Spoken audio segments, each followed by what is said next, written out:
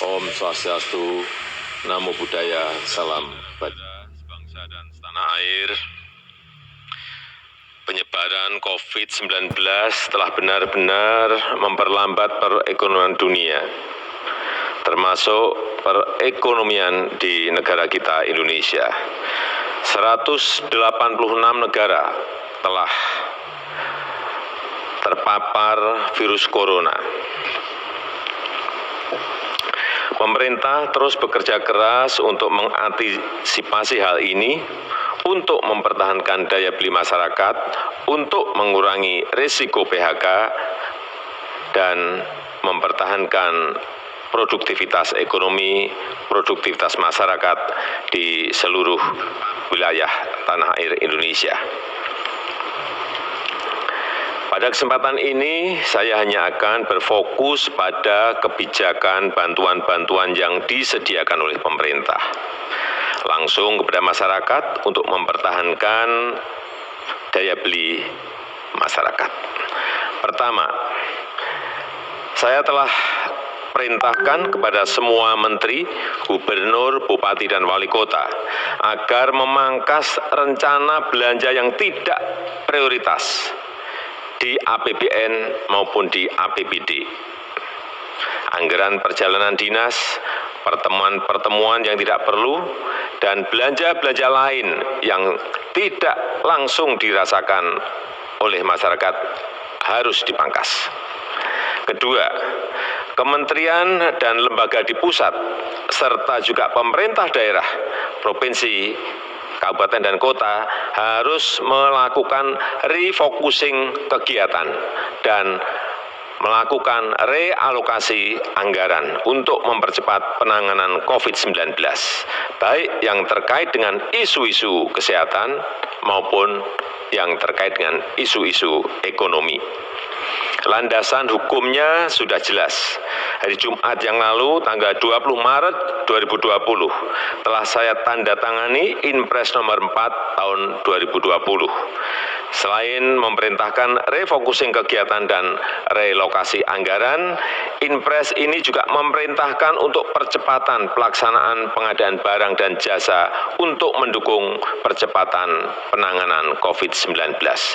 Sekali lagi, bukan hanya untuk penanganan kesehatan masyarakat, tetapi juga untuk penanganan dampak ekonomi masyarakat. Yang ketiga, saya minta kepada kementerian dan lembaga dan juga pemerintah daerah, provinsi, kabupaten, dan kota, agar selain menangani isu kesehatan masyarakat, kita juga harus menjamin ketersediaan bahan pokok dan mempertahankan daya beli masyarakat, utamanya masyarakat lapisan bawah. Kita harus membantu para buruh, membantu para pekerja harian, membantu para petani, membantu para nelayan, membantu para pelaku usaha mikro dan kecil agar daya belinya tetap terjaga, agar terus beraktivitas dan berproduksi. Keempat, saya telah perintahkan agar program padat karya tunai, sekali lagi, program padat karya tunai harus diperbanyak, harus dilipat gandakan dengan tetap mengikuti protokol kesehatan untuk pencegahan dan penularan COVID-19, yaitu dalam bekerja harus menjaga jarak yang aman. Program padat karya tunai di beberapa kementerian seperti Kementerian PUPR, Kementerian Perhubungan, Kementerian Pertanian, Kementerian KKP harus segera dieksekusi. Dana desa dan program-program pemerintah daerah, provinsi, kabupaten, dan kota juga harus mengutamakan cara-cara padat karya. Ini akan membantu masyarakat, membantu para petani, para buruh tani, para nelayan di pedesaan di seluruh tanah air. Sekali lagi, dengan tetap mengikuti protokol kesehatan, yaitu dalam bekerja harus menjaga jarak yang aman. Kelima, kepada penerima kartu sembako, pemerintah memberikan tambahan sebesar 50.000 per keluarga penerima, sehingga menjadi 200.000 per keluarga penerima yang akan diberikan selama 6 bulan. Anggaran yang dialokasikan adalah sebesar 4,56 triliun rupiah. Yang keenam, kepada calon penerima Kartu Prakerja, pemerintah akan mempercepat implementasi Kartu Prakerja, sekaligus untuk mengantisipasi para pekerja yang terkena PHK, para pekerja harian yang kehilangan penghasilan, para pengusaha mikro yang kehilangan pasar dan omset, agar dapat meningkatkan kompetensi dan kualitas SDM-nya. Alokasi anggaran yang disediakan di dalam Kartu Prakerja ini adalah sebesar 10 triliun. Sehingga nanti setiap peserta Kartu Prakerja akan diberikan honor insentif 1 juta per bulan selama 3-4 bulan. Yang ketujuh, untuk membantu daya beli pekerja di sektor industri pengolahan, pemerintah akan membayar PPh pasal 21 yang selama ini dibayar sendiri oleh para pekerja, dalam rangka memberikan tambahan penghasilan kepada pekerja di industri pengolahan. Alokasi anggaran yang disediakan sebesar 8,6 triliun rupiah. Kedelapan, kepada para pelaku UMKM,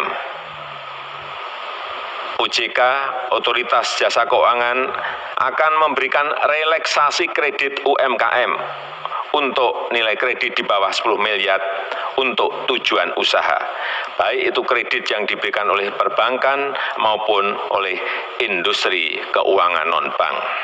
Asalkan digunakan untuk usaha, akan diberikan penurunan bunga dan penundaan cicilan sampai 1 tahun. Oleh karena itu, kepada tukang ojek, kepada supir taksi yang sedang kredit kendaraan bermotor dan kredit mobil, nelayan yang sedang kredit perahu tidak perlu khawatir, pembayaran bunga dan angsuran diberikan pelonggaran 1 tahun. Dan pihak perbankan maupun industri keuangan non-bank dilarang mengejar-ngejar angsuran, apalagi menggunakan jasa penagihan atau debt collector. Itu dilarang, dan saya minta kepolisian mencatat hal ini. Kesembilan, kepada masyarakat berpenghasilan rendah yang sedang melakukan kredit kepemilikan rumah bersubsidi, pemerintah juga memberikan 2 stimulus, yaitu pemerintah memberikan subsidi selisih bunga selama 10 tahun. Jika bunga di atas 5%, maka selisih besaran bunganya akan dibayar pemerintah. Pemerintah juga memberikan subsidi bantuan uang muka bagi yang akan mengambil kredit rumah bersubsidi. Anggaran yang disiapkan 1,5 triliun rupiah. Saya mengajak seluruh jajaran pemerintah, baik di pusat maupun di daerah sampai ke level kelurahan dan desa, untuk selalu tanggap terhadap situasi kesehatan dan kondisi ekonomi masyarakat. Kita harus kerja keras, kita harus bersatu dan bergotong royong menghadapi tantangan ini. Terakhir, saya juga mengapresiasi gerakan masyarakat yang telah turut mensosialisasikan, memasyarakatkan physical distancing atau jaga jarak aman, yang terus mengingatkan kita semuanya untuk berdisiplin. Karena hanya dengan kedisiplinan yang kuat kita dapat mencegah penyebaran COVID-19. Percayalah, kita bangsa besar, kita bangsa petarung, bangsa berjuang. Insya Allah kita bisa, insya Allah kita mampu dalam menghadapi tantangan global yang berat.